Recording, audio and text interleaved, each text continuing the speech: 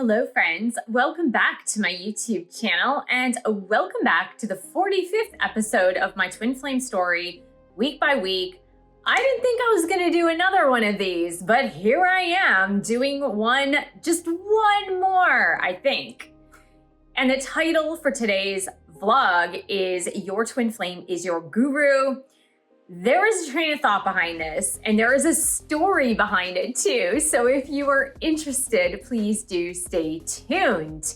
If you are new to my channel, I want to welcome you here. Thank you for subscribing below. Click on the bell, scroll up to all for all notifications, and thank you for giving the video a thumbs up. I do tarot and astrology readings. You can book that at my website, michellefondinauthor.com. I just want to show you my two twin flame books too, for those of you that are new, brand spanking new to my channel, never read the books. Twin Flame Romance, The Journey to Unconditional Love, and Twin Flame Union, The 7 Keys to a Healthy Twin Flame Journey. I am here with my mascots. I have Gudetama and I have Grogu, my Padawan, to remind me to keep it lighthearted, to not take myself too seriously. And to that end, I also have my Grogu tumbler, right? See Grogu there with some Ticino dandelion caramel nut tea. It is so fabulous. And no, I do not get kickbacks from Ticino. I have the shop link where I guess you can click on it and I'll earn a little baby commission on it, a few cents, if you will. But I wanted to talk to you today about your twin flame being your guru. Now, first and foremost, if you haven't checked out my twin flame story vlog number 44, yes, 44, the magical angel number that I posted last week, please do check that out, especially if you join my live streams. There's going to be something very different with my live streams, especially the Twin Flame Tarot Readings live. It will now be over Zoom. It will be private. It will be $20 per person over PayPal to me. And you're going to get 6 cards pulled. We're going to do like a meditation and unity meditation and all that. So please, don't join me live on the live stream on Friday on YouTube. That is going to be private. And then the questions for the tarot readings live on Tuesdays is going to be slightly different as well. So that video explains all of that. So there's no confusion, hopefully, fingers crossed. So the private Twin Flame Tarot readings starts this Friday if you're viewing this on Wednesday, on the week of July 15th. This past weekend, I went to see a woman called Amma, A-M-M-A. She is affectionately known as the Hugging Saint. You can check her out at amma.org if you've never heard of her. I first heard of Amma probably back in the 90s, but I didn't know exactly who she was. I knew she was a hugging saint. I knew she hugged people, but I really didn't know exactly who she was until 2010 when a friend of mine told me that Amma was coming to the Washington, D.C. area where I was living. And I went to see Amma, got my first hug, and it was a very healing and enlightening experience. And I have since seen her a second time in 2013 until this year in 2024.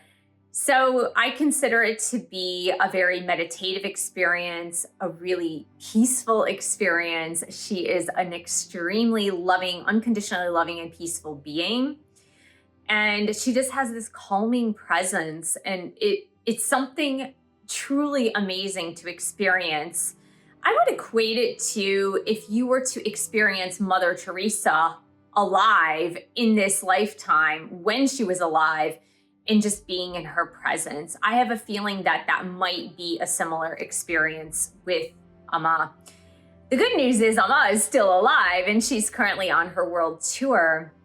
So when I saw that email, I was super excited and I went. She happened to be in Irvine, California, which is relatively close to where I live. So the deal with Amma is that because she has so many followers and because a lot of people seek her hugs for healing, because her hugs have spontaneously healed people with illnesses.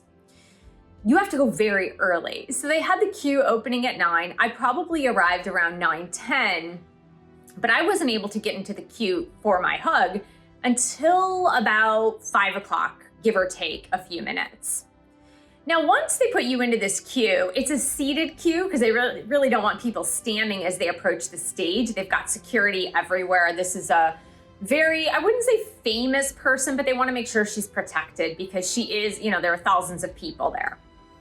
So we're in this seated queue and there are 2 rows side by side. And by the way, I'm writing a blog post about this. I've just started writing a blog about 4 weeks ago. So I decided, because I want to go into a little bit more detail about the experience and what my thoughts were afterward, I'm putting it also in blog form where you'll get a little bit more details. But here we are. We are seated side by side and there are about 10 people in front on each side.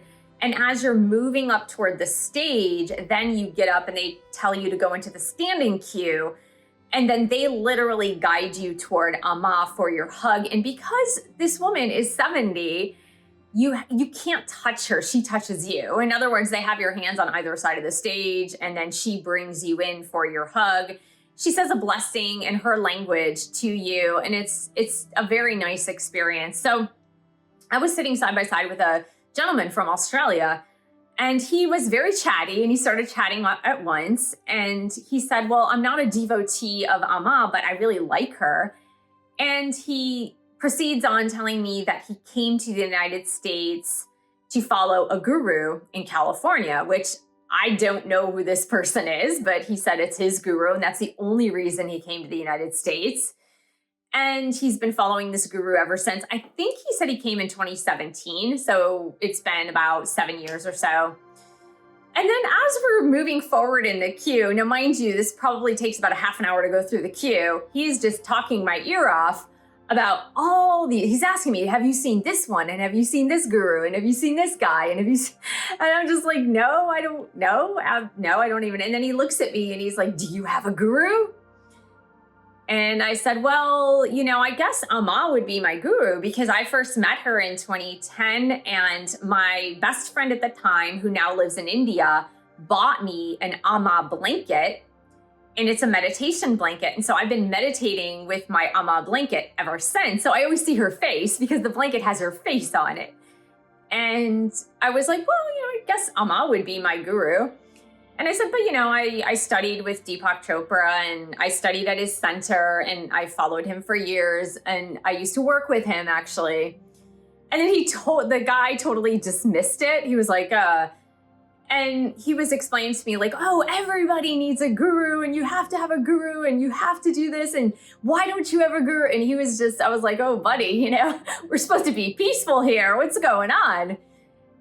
And so, eventually I just kind of ignored what he was saying. And I just was like going into meditation myself. I was like, well, maybe if I meditate, he'll stop talking. After my hug, I got to thinking and I was like, you know what? I do have a guru because I am a twin flame. And then the juices in my mind started turning because everything he was explaining to me about his guru is the experience that I had with my twin flame. And he was explaining that his guru would challenge him. And when he started to get comfortable or thought he knew all the answers, his guru would question him and he would bring up triggers in him. When he thought he was done learning, his guru would then ask him a question to make him learn something else and make him have self-doubt so that he would then be pushed to learning more. Now, my thoughts at the time were, well, if this guy was really truly learning, why was his mind so turbulent? Because for me, if you have to go from one guru to another guru, but go back to your guru, but then go see all these others, then clearly you're not getting the message. But everyone has their own personal journey, so who am I to judge? As I was thinking about the whole twin flame experience, I was thinking, that is it.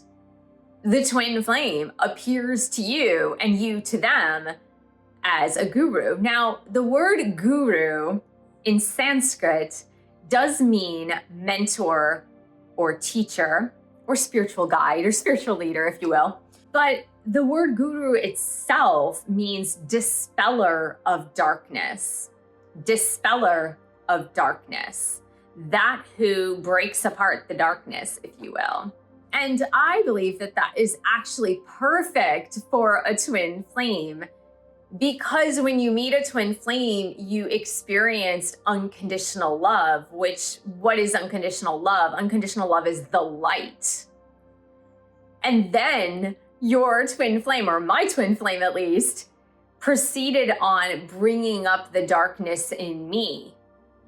All of the self-doubt, all the questions of my triggers, the obsession, the selfishness, if you will, of wanting to possess him or wanting that feeling of unconditional love again and again, or not knowing my own value and worth, and then getting anxious and depressed and upset and being constantly triggered into thinking that I wasn't worthy, or triggered to thinking that he was the one to only give me the answers. And I'm telling you, if that's not a guru, I don't know what is. So, in a sense, the entire twin flame experience is an experience of the guru, because your twin flame is the dispeller of darkness, because it is a self and personal journey into the light. It's not that your twin flame brings you into the light. It's that your twin flame is reflecting back to you the darkness that still has to be purged from your character, the darkness that still has to be purged from your shadow work, your inner child work, your wounds from the past work. And so since they're constantly dredging it up, digging it up for you by way of triggering you, making you doubt yourself, saying things that you might not like, giving you frustration, and making you impatient, all of those things are dredging up and bringing up the things in you that don't have peace. Because what is the light? The light is not only unconditional love, it is unconditional joy and unconditional peace. It's that centered inner sanctum of peace. If you do not have that, then you haven't reached the light yet completely. If you can't immediately access that inner peace, then you haven't reached it yet. And that's really what the guru represents. The guru represents a teacher, a mentor, who will dispel the darkness from you, which is everything that I mentioned, all the feelings that you have inside of you that are negativity, or again, self-doubt, lack of self-worth, lack of self-respect, not knowing who you truly are, that you are a piece of God. And when it brings it all up, it's to dispel the darkness, because you can't cast away the darkness in you until it's been brought to the surface. And I don't know about you, but for me, my twin flame certainly brought it up to the surface, and pretty quickly too. I thought I had done all my work. I thought I had done much of it. And I probably did, right? In retrospect, I think I probably did. But there was a lot more to be brought to the surface. And he did an excellent job of doing that. And a lot of it he did by staying away. A lot of it he did by rejecting me. A lot of it he did by refusing to see me in person. And, you know, that in and of itself was leaving me with myself, leaving me with my own self-doubt, that I had to find that inner sanctum of peace within. I had to find my connectedness to source within, where I didn't need anything external. Everything and all the answers were internal, and that is what a guru brings you to do. Now, I would like to expand this and say that not only the twin flame, but other people in your life that question you and trigger you are also your gurus. They are also your spiritual teachers, because they're doing, in essence, the same thing. They're bringing up the shadow side, the darkness in you, to dispel, to then have it be dispersed.